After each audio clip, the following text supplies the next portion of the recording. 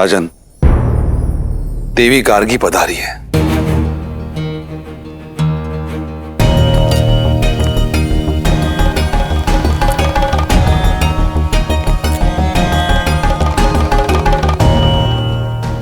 देवी गार्गी? वो तो केवल तब आती हैं जब शास्त्रार्थ करना हो।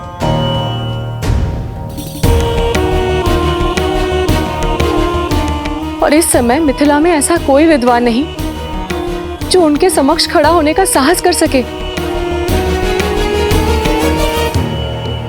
यदि चुनौती ना मिली तो ज्ञान का केंद्र होने का मिथिला की प्रतिष्ठा माटी में मिल जाएगी आर्य।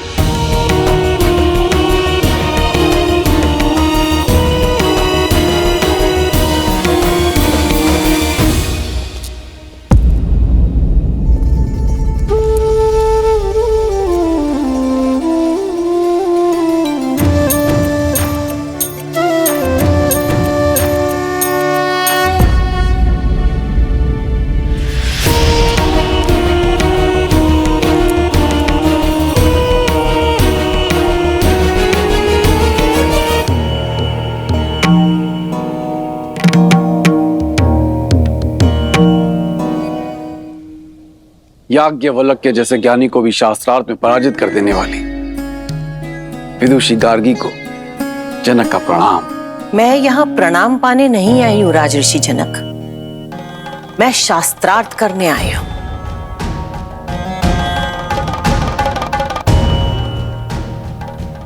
क्या हुआ? क्या यहाँ ऐसा कोई नहीं है जो मेरी चुनौती स्वीकार कर सके? मिथिला में कोई ज्ञानी नहीं बचा जो मुझे चुनौती दे सके। क्या ये शिव धनुष ही यहाँ के आकर्षण का केंद्र बनकर रह गया है राजन? पिताश्री की आज्ञा हो तो मैं माता गार्गी से चर्चा करना चाहूंगी।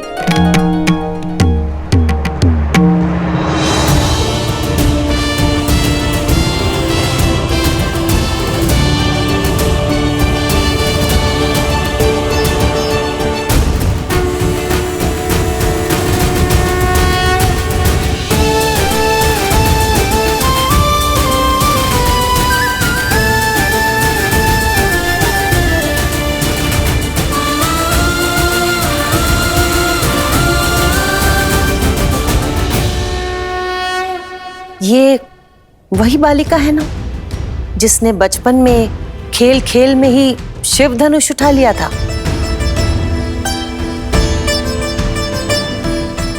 शक्तिशाली हो और जनक की पुत्री हो तो ज्ञानी तो होगी। तो शिव धनुष उठाने वाली सीता, क्या तुम मेरी चुनौती का बीड़ा उठा पाओगी? मुझे प्रसन्नता होगी कि पहली बार कोई स्त्री ज्ञाता मेरे साथ शास्त्रार्थ करेगी, क्योंकि अब तक तो केवल पुरुष ही पराजय का स्वाद चखते आ रहे हैं।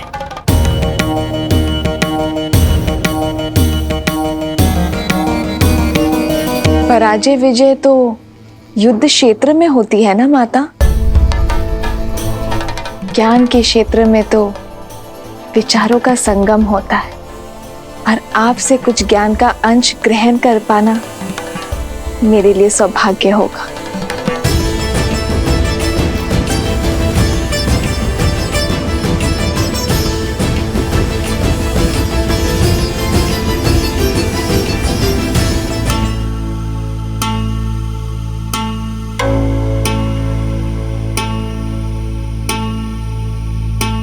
ये पुष्पहार पहन लो सीता।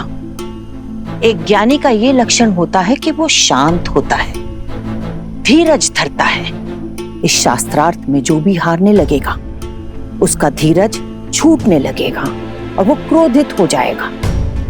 क्रोध में शरीर का तापमान बढ़ जाता है और बढ़े हुए तापमान से फूल मुरझाने लग जाते हैं। जिसके भी गले में स्थित ये कमल हार मुरझाने लगेगा वो पराजित माना जाएगा।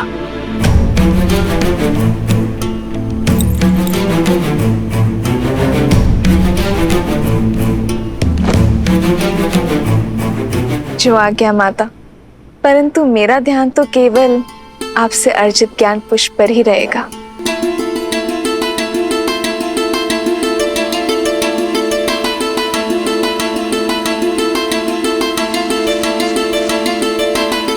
तो प्रारंभ करें सीता? अवश्य। सबसे पहले मुझे ये बताओ कि तीनों लोकों में सबसे ज्यादा शक्तिशाली अस्त्र कौन सा है? महादेव का पशुपतास्त्र, ब्रह्मा का ब्रह्मास्त्र, या फिर नारायण का नारायणास्त्र?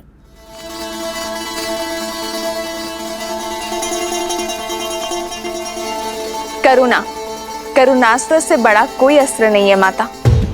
करुणा का अस्त्र, ये कौन सा अस्त्र होता है सीता? हम अस्त्र क्यों बनाते हैं माता? सब पर विजय पाने के लिए ना। पर जिसके पास करुणा हो, सबकी पीड़ा समझने का भाव हो, वो इस संसार में सबको अपना बना सकता है। और जिसके सब अपने हो, उसे किसी भी अस्त्र की क्या आवश्यकता है माता?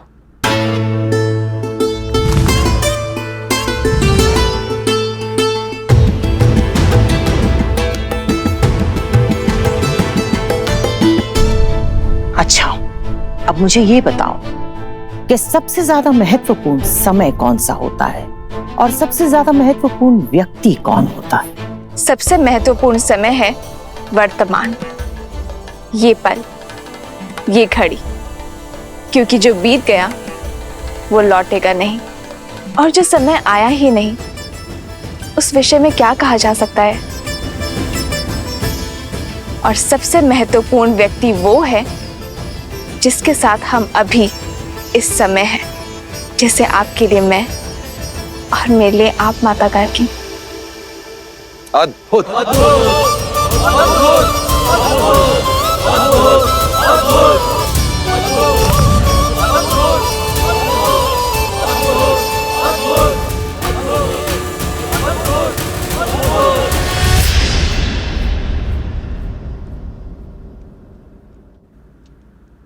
प्रकाश से भी ज्यादा अधिक वेग किसका है?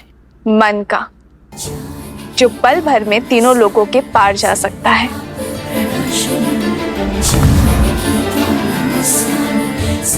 सबसे ज्यादा पवित्र क्या है? अग्नि, जिसका भोग लगाती है उसे पवित्र कर देती है। सबसे ज्यादा शुभ क्या है? शुभ शब्द, शुभ कर्म, सबसे उत्तम प्रार्थना, जो दूसरों के लिए की जाए। सबसे बड़ा मित्र कौन है? विवेक, जो सदा शुभ मार्ग पर ले जाता है। सबसे बड़ा शत्रु? अहंकार। सबसे ज्यादा सुंदर आभूषण कौन सा है? विनम्रता। सबसे बड़ा पराक्रम? त्याग। सबसे बड़ी विजय? स्वयं पर।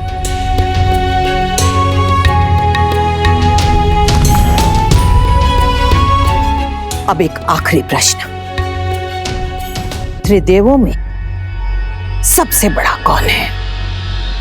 ब्रह्मा, शिव या फिर नारायण?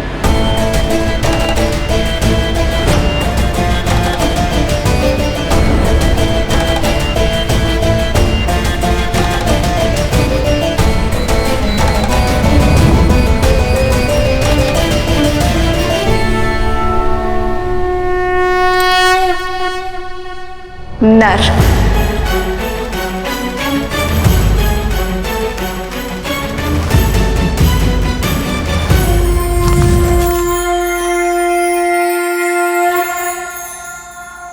नर, ब्रह्मा, शिव, नारायण, इन सब से ऊपर नर कैसे हो गए सीता?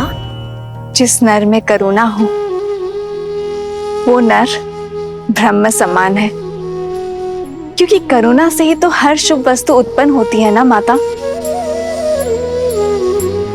जिसमें त्याग हो वो शिव जैसा है, और मर्यादा उसे नारायण जैसा संतुलन स्थापित करने की शक्ति देता है।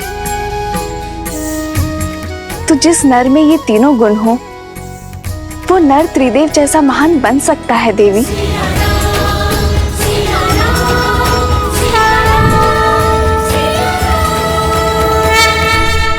अद्भुत बुद्धि की धनी है जनक पुत्री सीता। राजा जनक पुत्री सीता की, राजा जनक पुत्री सीता की, राजा जनक पुत्री सीता की, राजा जनक पुत्री सीता की। अद्भुत, अति सुंदर। मैं आशा करती हूँ कि ऐसा ही नर तुम्हें वर के रूप में मिले सीता।